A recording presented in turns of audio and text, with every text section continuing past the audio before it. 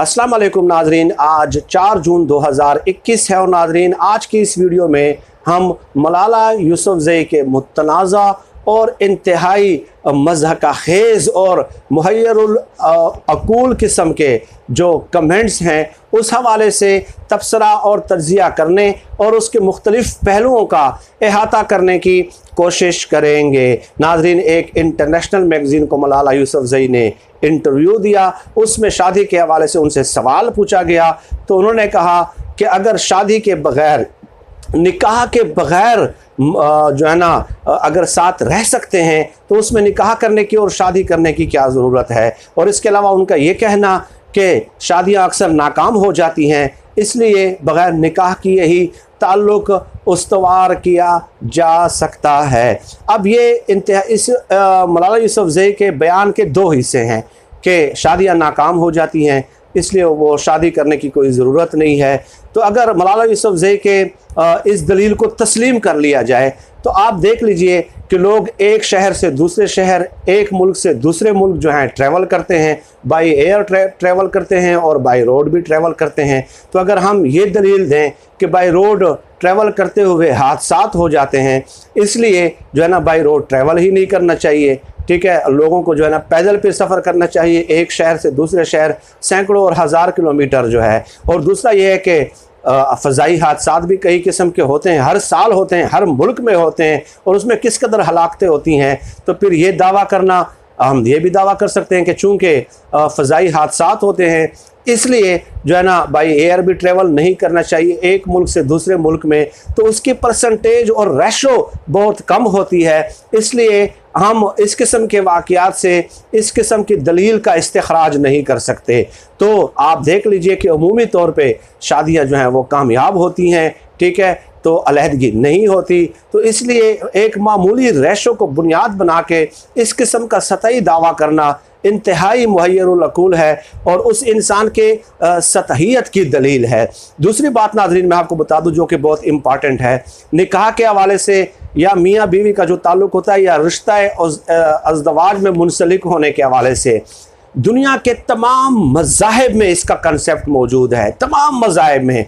हाँ, रिश्ता अज़दवाज में मुंसलिक होने के लिए हर मज़हब में उसकी शक्लें और सूरतें अलग हैं, लेकिन जो भी रस्म है, जो भी शक्ल है, जो भी सूरत है उसका बुनियादी मकसद सिर्फ इतना है कि मियाँ बीवी जब रिश्ता अज़दवाज में मुंसलिक हो रहे हैं तो उसकी तशहीर हो जाए। चुनांचे आप देख लें कि हम मुसलमान हैं, निकाह करते हैं, चूँकि हम इस्लाम को तस्लीम करते हैं, हम अल्लाह पाक की वादानियत को तस्लीम करते हैं, तो जो तरीका इस्लाम ने बताया होगा हमारे लिए उसी तरीके पे चलना फ़र्ज़ है, हम उसी तरीके को अडाप्ट करेंगे। चुनांचे निकाह में होता क्या है, निकाह में जो इस्लाम ने तरीका अडाप्ट किया है वो यही है कि उसमें तशहीर हो जाए, ठीक है, कि ये फ़लाँ जो ख़ातून है या लड़की है वो फ़लाँ के साथ मंसूब हो गई है, ताकि अब कोई दूसरा उसमें इंटरेस्ट ना ले सके, कोई दूसरा वहाँ पे रिश्ता ना बेच सके, उसकी तशहीर हो जाए, ठीक है, और कोई दूसरा उसकी तरफ नज़र दौड़ाने से गुरेज करे। तो इस्लाम में निकाह का जो कंसेप्ट है वो तशहीर करना है, ठीक है। और आप देख लें दुनिया के दीगर मज़ाहिब जो हैं उसमें भी ऐसे ही तरीके अडाप्ट किए जाते हैं अपने रस्म और रिवाज के मुताबिक, अपने मज़ाहिब के मुताबिक, कि उसमें भी तशहीर हो जाती है, ठीक है।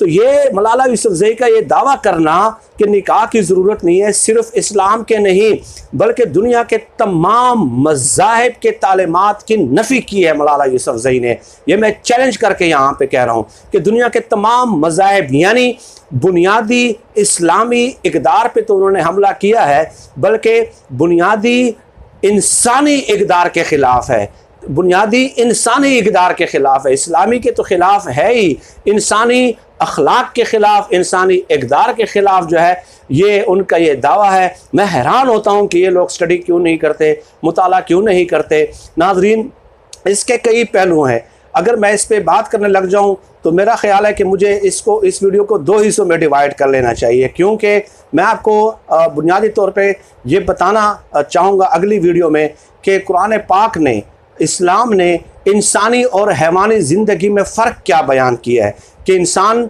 और हैवान किस तरह एक दूसरे से ज़िंदगी गुजारने में मुख्तलिफ हैं, ठीक है। लेकिन इन शॉर्ट आप इतना समझ लें इस वीडियो में कि कुछ बुनियादी फितरी तकाज़े होते हैं इंसानों के और कुछ बुनियादी फितरी तकाज़े होते हैं हैवानों के। देखें, खाना हैवान की भी ज़रूरत है, इंसान की भी ज़रूरत है।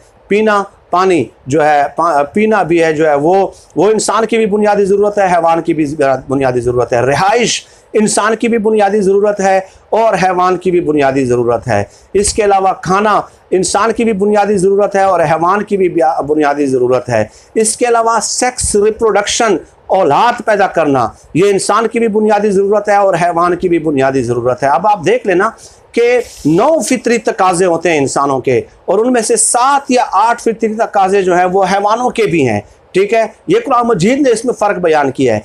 लेकिन हैवान अपने लेट्स सपोज औलाद पैदा करने के लिए हैवान भी पैदा करते हैं ना, जानवर भी औलाद पैदा करते हैं या नहीं करते, लेकिन हैवान अपने उस ख्वाहिश की तकमील के लिए हैवान जानवर, ठीक है, वो किसी ज़ाब्ते, किसी उसूल, किसी कानून का पाबंद नहीं है। चुनाचे आप देख लें कि जानवरों में ये कोई कंसेप्ट ही नहीं होता निकाह का, कुछ भी मुंसलिक होने का कोई कंसेप्ट ही नहीं होता, ठीक है। तो वो अपने उस जिनसी ख्वाहिश की तकमील के लिए किसी उसूल, किसी ज़ाब्ते, किसी कानून का पाबंद नहीं है। लेकिन अल्लाह पाक फरमाते हैं कि आपने अपनी जिनसी ख्वाहिश की तकमील करनी है तो आपने अपने आप को हैवान से मुख्तलिफ दिखाना है। आप हैवानों से मुख्तलिफ हैं, आप जानवरों से मुख्तलिफ हैं। आपने अपनी जिनसी ख्वाहिश की तकमील एक कानून, ज़ाब्ते और उसूल के तहत करनी है। उस कानून, उस ज़ाब्ते और उस उसूल के तहत जो मैंने आपके लिए मुतय्यन किए हैं। तो उसमें क्या होता है कि इंसान जानवरों की तर्ज पे कोई भी जानवर सामने आ जाए वहाँ पे अपनी ख्वाहिश की तकमील नहीं करता, बल्कि रिश्ता अज़दवाज में मुंसलिक होता है, निकाह करता है। और यही चीज़ जो है इंसान को मुमताज़ करती है, मुतमय्यज़ करती है, अलग करती है, डिफ्रेंशिएट करती है हैवानों से। यानी आप देख लें कि कभी कभार कोई रेप केसेस सामने आते हैं, ठीक है, रेप केसेस सामने आते हैं तो हम कहते हैं कि ये शख्स हैवान है, ये शख्स हैवानियत के दर्जे पे उतर आया है। क्यों? क्योंकि उसने अपनी उस ख्वाहिश की तकमील उस पैमाने पे की है, उस तरीके से की है जिस तरीके से हैवान करता है। यानी हैवान किसी उसूल का पाबंद नहीं है, जो भी सामने आ गया उसके साथ उन्होंने जो है ना जिनसी ख्वाहिश की तकमील कर ली। लेकिन यहाँ पे अल्लाह ताला ने बताया कि नहीं, आप पाबंद हैं मेरे उसूलों के और कानून के, ठीक है। तो यही चीज़ जो है इंसानी माशरे को हैवानी माशरे से अलग करती है, इंसानों और हैवानों के दरमियान जो है डिफ्रेंशिएट करती है। तो मैं हैरान हूँ, इस पे मैं अगर घंटा लेक्चर देना चाहूँ तो दे सकता हूँ कि कैसे इसमें मज़ीद डिफरेंसेस और किस तरह इसको एक्सप्लेन किया जा सकता है। तो आने वाली वीडियो में मैं कोशिश करूँगा कि इसको एक्सप्लेन कर दूँ। और इसके अलावा नाजरीन मैं ये भी बता दूँ कि मलाला यूसुफज़ई पे जब इंसिडेंट हुआ, ठीक है, उसके बाद उनके स्क्रिप्ट पे काम करना शुरू कर दिया गया। मगरब का तो उसके स्क्रिप्ट में किरदार है ही डेफिनेटली, लेकिन मैं समझता हूँ कि उससे भी ज़्यादा किरदार उनके अपने वालिद साहब का है। मलाला की उम्र उस वक्त इतनी नहीं थी, वालिद साहब ने भी एक स्क्रिप्ट लिखा, वालिद साहब ने उनकी तरबियत इस तरीके से की, वही फीड करते रहते हैं, वही उनके लिए किताब लिखते रहते हैं और उसमें इंतहाई मुतनाज़ा बातें करते रहते हैं।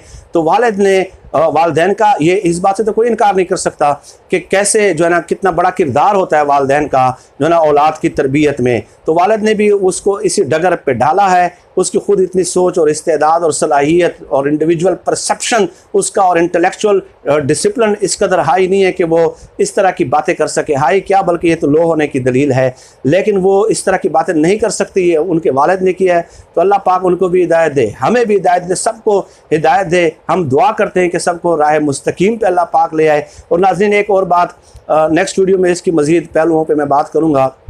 एक और यूट्यूब चैनल भी मैंने शुरू किया है, इस्लाम, वर्ल्ड हिस्ट्री एंड इसके अलावा सोशल इश्यूज़। तो उस पर मैं वो तीनों चीज़ें डिस्कस करता रहता हूँ। इस किस्म के मौज़ूआत उमूमी तौर पे मैं ज़्यादातर उस चैनल पे डिस्कस करता हूँ।